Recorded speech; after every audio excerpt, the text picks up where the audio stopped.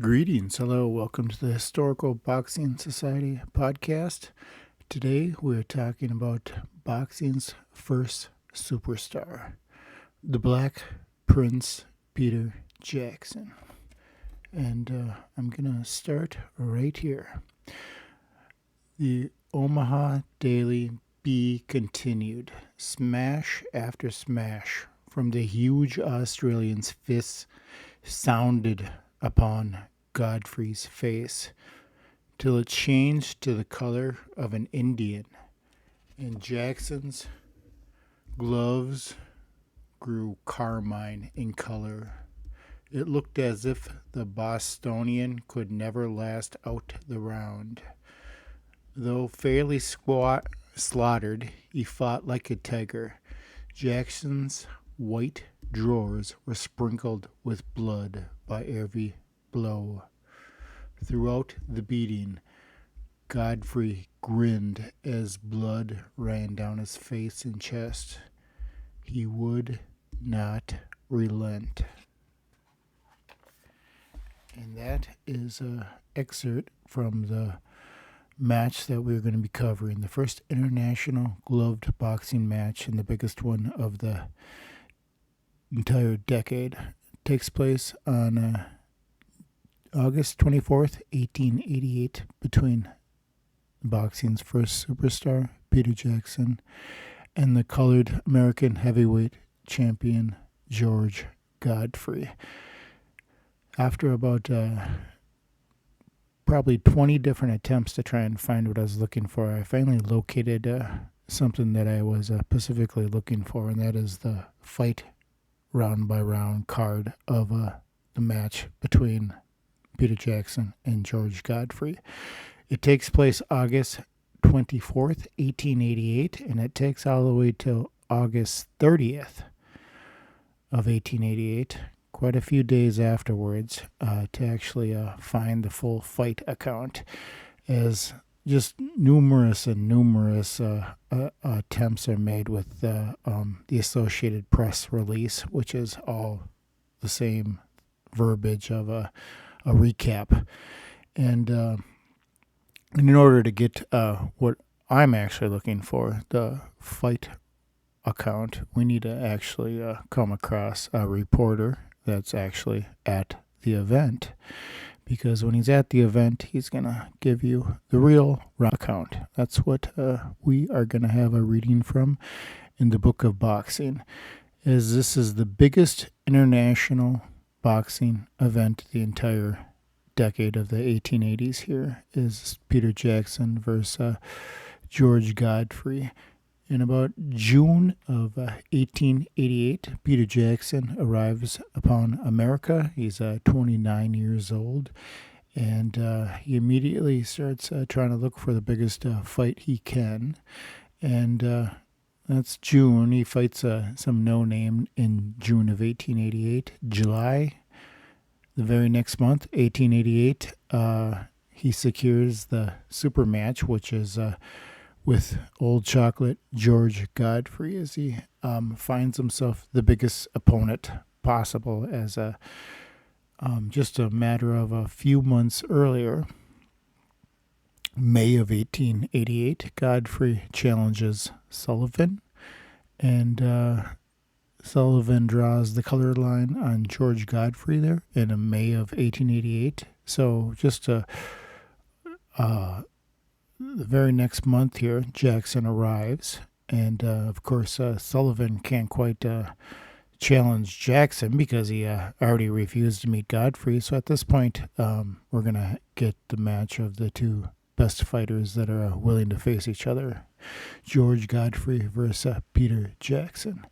And this is the second biggest international match that happens, as this is the very first of the wave of the Australians invading in.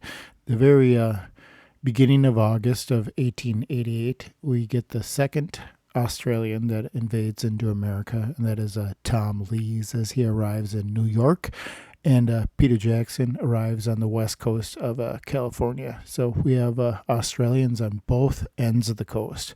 Peter Jackson in California, Tom Lee's in New York, as the Australian invasion is in full force. And this should have been around the time when Sullivan is actually fighting these Australian invaders, as he's just 29 years old and just a matter of 2 years older than Peter Jackson, who's 27. So I'm going to give you a quick bit of history here as we follow ourselves up to the week of the fight. I'll show you a little bit of fight clips here and some betting prospects of the Godfrey versus Peter Jackson and how it was viewed as the week leading up to it, as this was unquestionably the biggest match of that happened within any years around this time frame. So here's a quick recap of a few events as we're going to take you through the very beginning of the major matches of the beginning of boxing here. September 1886 is Peter Jackson's first huge match. He's 25 years old, fighting the 28-year-old Tom Lees, and this is where he asserts himself as the top Australian.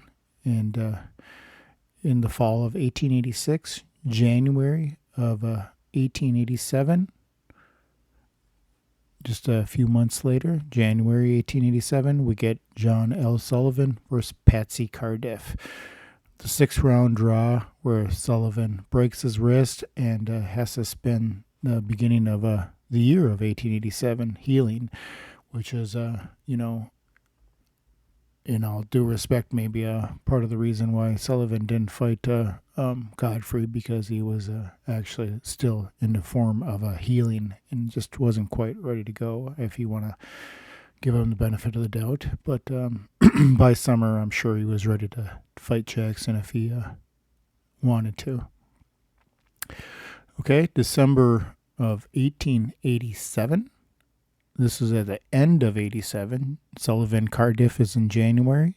In the end of the year, December of 1887, we have the Police Gazette Heavyweight Championship, as we have the silver belt champion, which was given to Jake Kilrain, and he is facing the British champion, Jim Smith.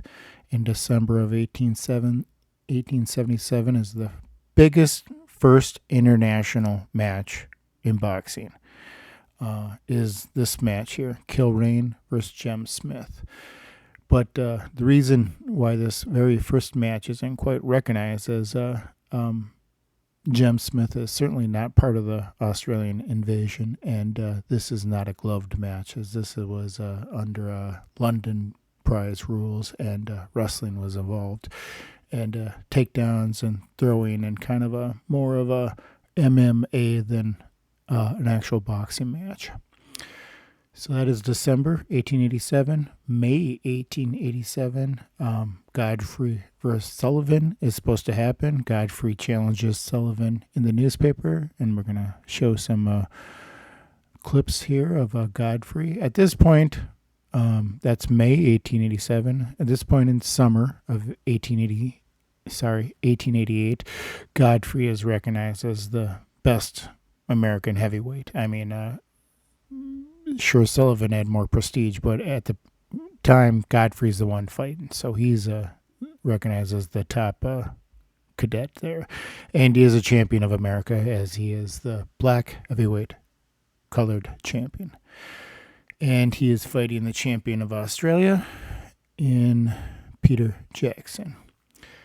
So as I stated, June 1888, the following month, Jackson arrives. The next month after Godfrey challenges Sullivan, it takes him about 30 days in order to secure the match with Godfrey. They get quite a bit of money, $1,500 to the winner, and $400 for expenses for each fighter, as George Godfrey has been imported in from Boston, and Peter Jackson has been imported in from Australia.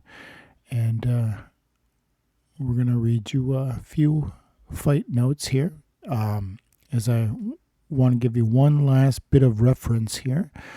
July 1889 is the Kilrain versus Sullivan match. This is a whole full year before then. This is summer of 1888. So this is when Sullivan should have been facing Jackson, and 1 full year before Kilrain, as you see there in July 1889. Sullivan makes Kilrain wait forever to finally get a match. John L. Sullivan went from January 1887 to July of 1889 without a fight. So big gap there as he breaks his wrist and takes the whole full year to recover of 1887. So I'm going to show you a few headlines here leading up to the fight with Peter Jackson and George Godfrey. They didn't quite know what to think of Jackson when he arrived here. So the betting was very slim for him, and the more time that the press seen Godfrey and practicing and preparing and running and being in excellent physical shape, the more they believed that Godfrey was going to win the match, as Jackson was just so much of an unknown. The betting favorite of having Jackson 10 years younger than Godfrey, as Jackson is 26, Godfrey's 36. 10 years younger is supposed to offset the betting, as the just the youth is got a little bit of a favorite over the seasoned colored black heavyweight champion.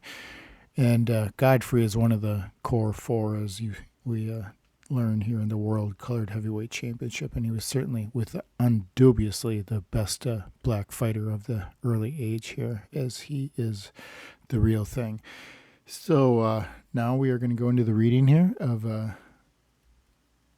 the Pacific B. This is Thursday, August 30th of 1888. And I'm going to read you the ring account of the fight. The giant Negro wins a very easy victory. San Francisco, August 24th, 1888. Peter Jackson and George Godfrey, the former champion heavyweight of Australia, and the latter the champion colored heavyweight of America, fought for a purse of $2,000 tonight, offered by the California Athletic Club. Jackson won with the greatest ease in 19 rounds. He forced the fighting from the start and had Godfrey completely at his mercy. He could have finished him several times before the fight was decided, but seemed reluctant to give the knockout blow to the well-liked George Godfrey. In the 19th round, Godfrey, seeing he was completely whipped, stopped fighting and shook hands with his opponent and acknowledged his defeat. It is reported that Godfrey is hurt internally. Jackson looked like a giant alongside of next to his opponent, being fully 3 inches taller and weighing 20 pounds more. There were about 800 people present to see the fight. Tom Cleary acted as seconds for Godfrey, and Fitzgerald and young Mitchell acted in the capacity for Peter Jackson. Godfrey was the first to step into the ring and was greeted with loud applause. He was followed 5 minutes after by the tall Australian Peter Jackson. The latter looked smiling and confident, while Godfrey's expression was serious and full of business. Both men were in splendid condition. Time was called at 9:21 p.m. In the first round, Godfrey led with his left and landed a stinging blow on Jackson's bungle. Jackson returned the compliment on Godfrey's ribs. Some close fighting was done. Godfrey being forced against the ropes at times was called. Neither side had any advantage. The second round, Jackson got in some heavy blows on Godfrey's face and body, and his superior reach told effectively. Godfrey could not reach Jackson at all. It was patent to everyone that Godfrey was completely overmatched, and that it was only a question of how much punishment could the man stand. Third round, Jackson forced the fighting from the start and drove Godfrey against the ropes. There was a rapid exchange of blows at short range, and Godfrey escaped some vicious lunges by the clever dodging.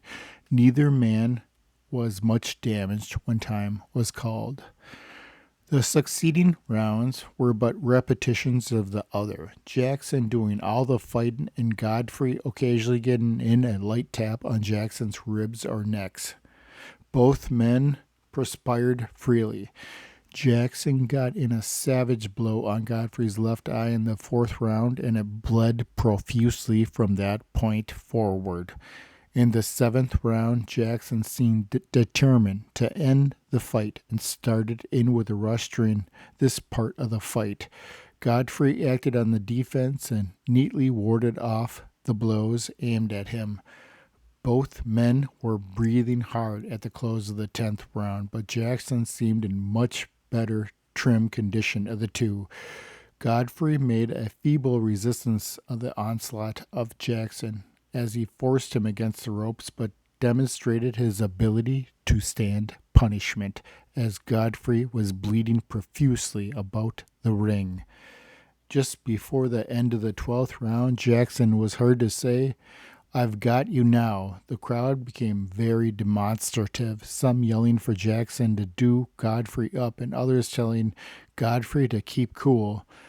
Godfrey was badly winded at the end of this round, and it was thought as another round would finish him. In the next two rounds, Jackson did some effective work on Godfrey's ribs and mouth. In the middle of the 15th round, Godfrey attempted to take his seat but was forced away by his seconds. Jackson could have ended the fight then but failed to follow up his advantage. In the 19th round, Jackson looked fresh as usual, set out upon to rush his opponent. After he delivered some telling blows on Godfrey's face and body, Godfrey stopped fighting and extended his hand to Jackson to acknowledge the defeat. Jackson shook his hand heartily and threw up both hands in the air and laughed. He did not receive any apparent punishment, while Godfrey had his lips split and was bleeding profusely from a cut above the left eye. Jackson was loudly cheered as he was led away. On all sides, the expression was heard that Godfrey is the gamest man ever to be seen on this side of the coast, but no match for the black, huge Australian fighting machine known as Peter Jackson. And that's the fight recap. Let's see here. There's a few other notes in here.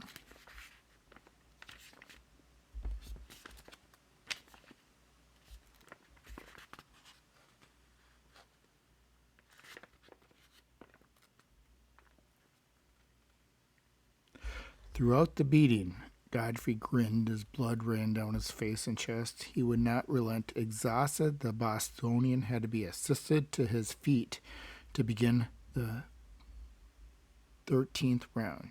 Jackson, aware of his dominance, was having his way with his opponent round after round. Godfrey astonished everyone by remaining on his feet until the 19th round, while Jackson, after the usual tactics of drawing back, to the ropes, delivered a right-hander over the region of the heart, which ended the contest. The plucky Bostonian threw up his hands and gave up the fight. So it sounds as if Godfrey may have hit the canvas again there, and then he got up and quit. That's kind of how it sounds there. So that is a fight recap of the biggest international fight of the 1880s, and Australian prevails once again, as they are going to do repeatedly against the American attempts at trying to beat. Thanks for listening.